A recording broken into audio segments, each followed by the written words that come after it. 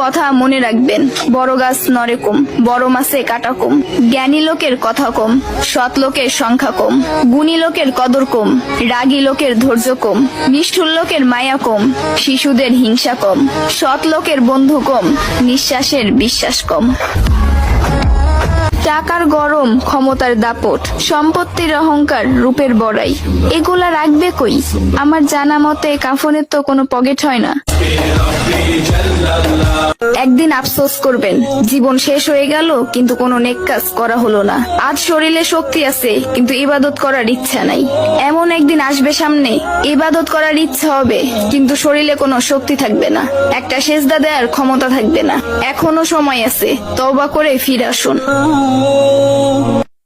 সন্তান যখন দুনিয়ার সম্পদ দ্বারা ধনী হয়ে যায়, তখন বাবা মা ভয়ে ভয়ে কথা বলে যাতে সন্তান রাগ না করে। আর সন্তান যখন ইমানের দৌলতের দ্বারা ধনী হয়ে যায়, তখন সন্তান ভয়ে ভয়ে কথা বলে যেন বাবা মা রাগ না করে। ধর্ষকের মৃত্যুর আগে ধর্ষী তাকে মৃত্যুবরণ করতে হয়, এটা হচ্ছে আমাদের সোনার বাংলাদেশ। একজন ধর্ষকের জীবনের মূল্যটা এত বেশি যে তাকে ফাঁসির মঞ্চে দাঁড় করা যাবে না।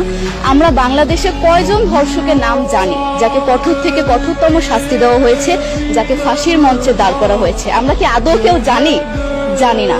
অথচ আমরা কতগুলো যারা ধর্ষিত হয়েছে তাদের নাম জানি, অনেক বড়। এই লিস্ট আসলে অনেক বড়, বলে শেষ করা যাবে না।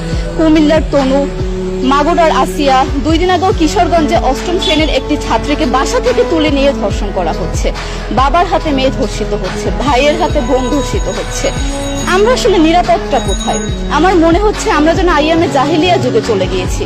মাঝে মধ্যে মনে হয় এর থেকেও খারাপ সময় আছি আমরা, কারণ ওই যুগে মেয়েরা অ্যাটলিস্ট সম্মান নিয়ে মৃত্যুবরণ করতে পারত। জন্মের পরপর জ্যান্ত মাটিতে পুঁতে দেওয়া হতো, আর আমাদের ধর্ষণ করে নির্মমভাবে তারপর মৃত্যুবরণ করতে হচ্ছে।